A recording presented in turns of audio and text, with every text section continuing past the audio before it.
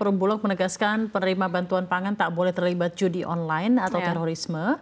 Direktur Utama Bulog Majen TNI Ahmad Rizal Ramdhani menyebut data penerima telah disaring ketat dan terhubung dengan sistem barcode yang terintegrasi KTP. Penyaluran juga diawasi bersama TNI Polri agar bantuan tepat sasaran. Bantuan berupa beras 10 kg disalurkan selama Juni dan Juli 2025, total mencapai 1,3 juta ton secara nasional. Program ini bagian dari upaya menekan kenaikan harga pangan sekaligus menjaga pasokan beras tetap terjangkau melalui skema SPHP dengan harga maksimal Rp12.500 per kilogram. Bulog memastikan distribusi berjalan aman dan tak disalahgunakan agar program subsidi beras benar-benar menyentuh masyarakat yang membutuhkan.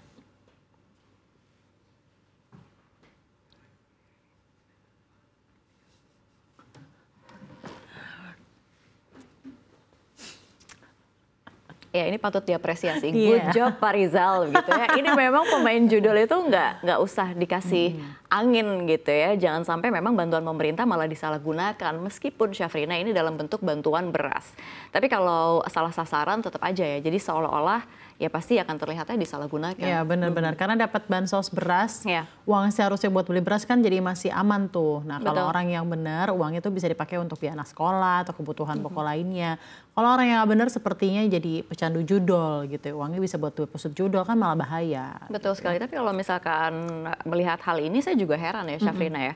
Dengan orang-orang yang suka main judol, padahal memang peluang menangnya tuh sebenarnya sangat-sangat kecil. Sebenarnya cuma di awal-awal aja begitu ya. Dikasih awal, terusnya dikasih kalah, terus supaya sebenarnya akan menimbulkan rasa penasaran. Iya, psikologis gitu loh. Iya bener bahaya kalau penerima bansos punya psikologi seperti itu. Nah pemerintah nih sudah kerja keras buat produksi beras, alokasiin anggaran jumbo demi nyejahterain rakyat gitu ya agar masyarakat tetap bisa makan. Lo kok malah main judul gitu. Orang-orang tipe kayak gini yang harusnya dihempas ya? Iya, dihempas, dikasih pelajaran. Betul gitu sekali. Jadi sebenarnya kayak nggak tahu terima kasih begitu ya. Tapi sejujurnya saya juga agak bingung Syafrina, bagaimana mengidentifikasi penerima bansos yang main judol. Secara memang kalau data pemerintah bansos kan sekarang masih banyak yang belum tepat sasaran gitu ya. Buktinya ada dari data PPATK, lalu juga ada banyak penerima bansos yang rekening tabungannya juga dorman yang lagi rame saat ini begitu. Dan itu juga kayak misalkan kita lihat sebenarnya nggak terafiliasi dengan judul malah juga kena sebenarnya memang butuh untuk kebutuhan. Masalah pendataan ini juga gitu ya, Vera ya. Gimana caranya mungkin ya pakai data polisi atau data dari PPATK kan ketahuan tuh transaksinya kemana atau nama-nama yang terkait judol gitu ya. Ya kita harap ini segera bisa diberesin lah. Ya sebenarnya bisa juga sih, tapi kenapa kita tuh nggak fokus dulu agar memang penerima bansos tuh tepat sasaran begitu. Artinya memang ini menjadi masih PR untuk pemerintah soal pendataan siapa yang berhak untuk menerima bantuan-bantuan sosial dari pemerintah. Ya mungkin berbarengan sambil jalan perbaikan datanya, sambil jalan juga penerima bansos yang punya transaksi atau main judol juga akan dicoret gitu ya ke depannya. Pokoknya kita dukung ya Syafrina ya, Pak Rizal ya untuk perbaikan data bansos, lalu juga hapus penerima bansos yang main judol. Benar banget, Safira. Kita akan lanjut ke informasi selanjutnya. Ada informasi lainnya, pemecatan Kepala Biro Statistik Tenaga Kerja Amerika Serikat memicu kritik luas. Trump dituding mengintervensi data ekonomi resmi. Ya, Presiden Amerika Serikat Donald Trump memecat Kepala Biro Statistik Tenaga Kerja Erika Centarver usai revisi besar data ketenagakerjaan. Langkah ini menuai kritik luas karena dikhawatirkan mengancam independensi lembaga penyusun data ekonomi negara. Gedung Putih membela keputusan tersebut. Direktur Dewan Ekonomi Nasional Kevin Hassett menyebut Trump memiliki hak penuh untuk menunjuk pemimpin baru di BLS. Pemecatan dilakukan setelah BLS merevisi data ketenagakerjaan Mei dan Juni yang menunjukkan 258.000 lapangan kerja lebih sedikit dari laporan awal. Trump menuduh Centarver ini memalsukan data tanpa memberikan bukti. Ya, BLS menegaskan revisi adalah proses rutin akibat masuknya data tambahan dari pemberi kerja, bukan manipulasi. Centarver menyebut pengabdiannya di BLS sebagai kehormatan seumur hidup dan memuji integritas pegawai lembaga tersebut. Kritik keras datang dari mantan pejabat BLS, ekonom hingga mantan Menteri Keuangan Larry Summers yang menilai tuduhan Trump ini tidak masuk akal dan berpotensi merusak kredibilitas data ekonomi. Meski revisi besar ini jarang terjadi, para pakar menegaskan pentingnya menjaga independensi BLS agar data ekonomi tetap kredibel dan bebas dari tekanan politik.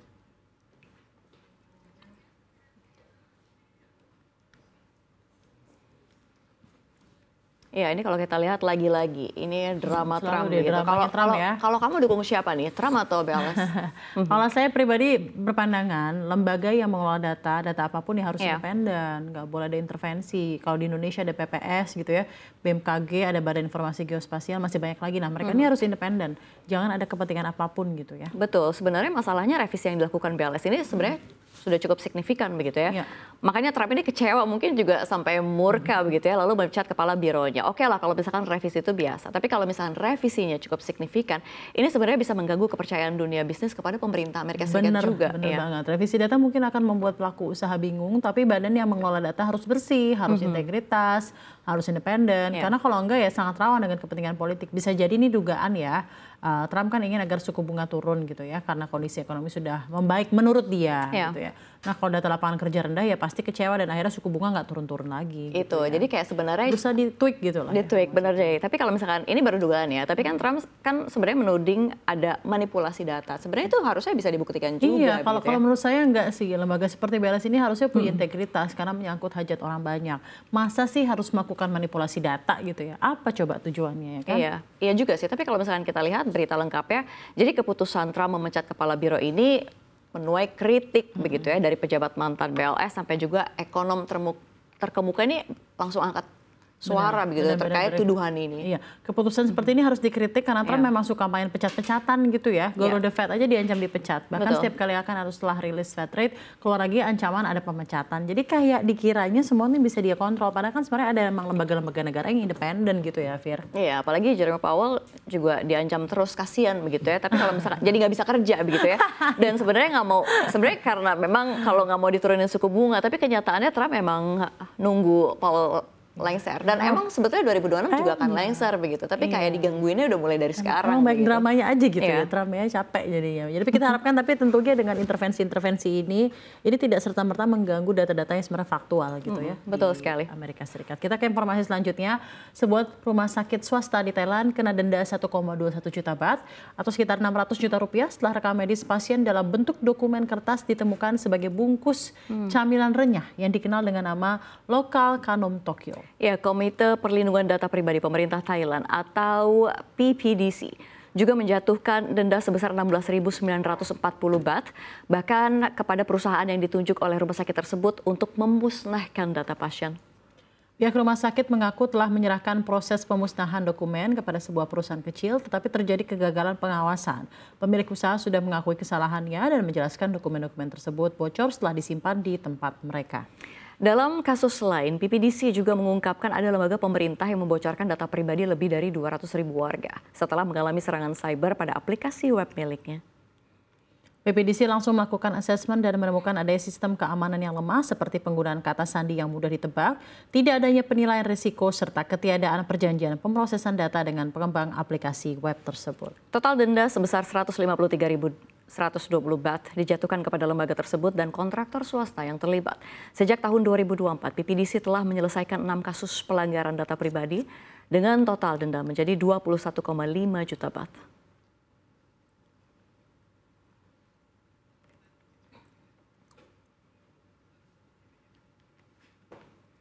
Ya menang banyak gitu ya Safira, beli jajan niatnya untuk mengenyangkan perut dapat bonus. Bonusnya data pribadi orang lain lagi.